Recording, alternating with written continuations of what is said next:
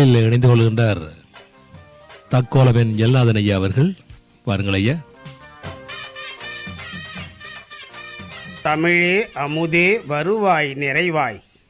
உலகெங்கும் உள்ள தமிழ் உறவுகளுக்கும் ஜெர்மனி தமிழறிவு வானொலிக்கும் நேயர்களுக்கும் திரு நைனை விஜயன் அவர்களுக்கும் திருமதி சசிகலா நைனை விஜயன் அவர்களுக்கும் என் வணக்கம். ரௌத்திரம் அழகு எனும் தலைப்பில் சில விடயங்களை உங்களோடு பகிர்ந்து கொள்கிறேன். தக்கோலம் என் ஜலநாதன், உத்திரமேரூர், தமிழ்நாடு. ரௌத்திரம் அழகு. ரௌத்திரம் அழகு இப்படி சொல்றது அழகா? ரௌத்திரம் என்றால் கோபம்தானே? ஆமாம். கோபம் அழகா? ஆமாம், அழகுதான். சரியானபடி கோபத்தை ஆக்கப்பூர்வமானவற்றிற்கு, நியாயமானவற்றிற்கு கோபத்தை, அதாவது ரௌத்திரத்தை பழகிக்கொண்டால் பழக பழக ரௌத்திரம் அழகாகும். கோபப்படக்கூடாது. கோபம் இருபக்க கூர்மையுள்ள கத்தி போன்றது. அது எய்தவனையும் காயப்படுத்தும், பிறரையும் காயப்படுத்தும் என்றும் மேலும் பலவற்றை சொல்லி கோபப்படக்கூடாது, கோபம் கூடாது என்றே சொல்வார்கள்.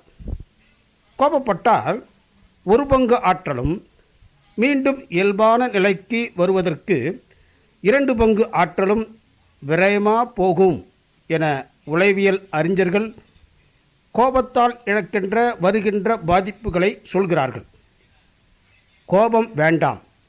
கோபத்தால் விளையும் தீமைகளை எல்லாம் நூல்கள் இன்னும் பல்லோரும் சொல்லிக் கொண்டுதான் வருகிறார்கள்.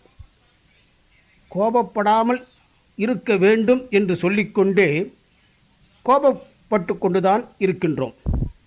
கோபப்படாமல் யாரேனும் இருக்கிறார்களா?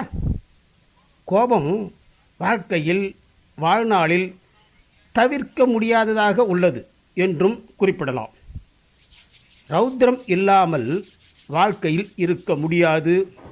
அதே சமயத்தில் அந்த ரௌத்திரத்தால் பாதிப்பு ஏற்படாமல் நன்மையே ஏற்பட வேண்டும் என்று கருதியே ரௌத்திரம் ஏற்படும் போதெல்லாம், அதாவது கோபம் நமக்குள் ஏற்படும் போதெல்லாம் அதன் தன்மையை உணர்ந்து அதனை பழகி பார்த்து தெளிவு பெற வேண்டும் என்று கருதி ரௌத்திரம் பழகு என்று பாரதியார் கூறியிருப்பாரோ?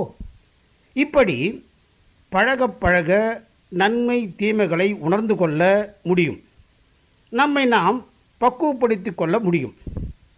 தானும் பாதிக்காத, பிறரையும் பாதிக்காத, நன்மை அளிக்கக்கூடிய வகையில் கோபமாக சில நேரங்களில் குரலை உயர்த்தி பேசும்போது உணர்ச்சி வசப்படாமல் பக்குவமாக பேச பேச, பழக பழக கோபத்தின் தன்மையை உணர்ந்து கொள்ள முடியும்.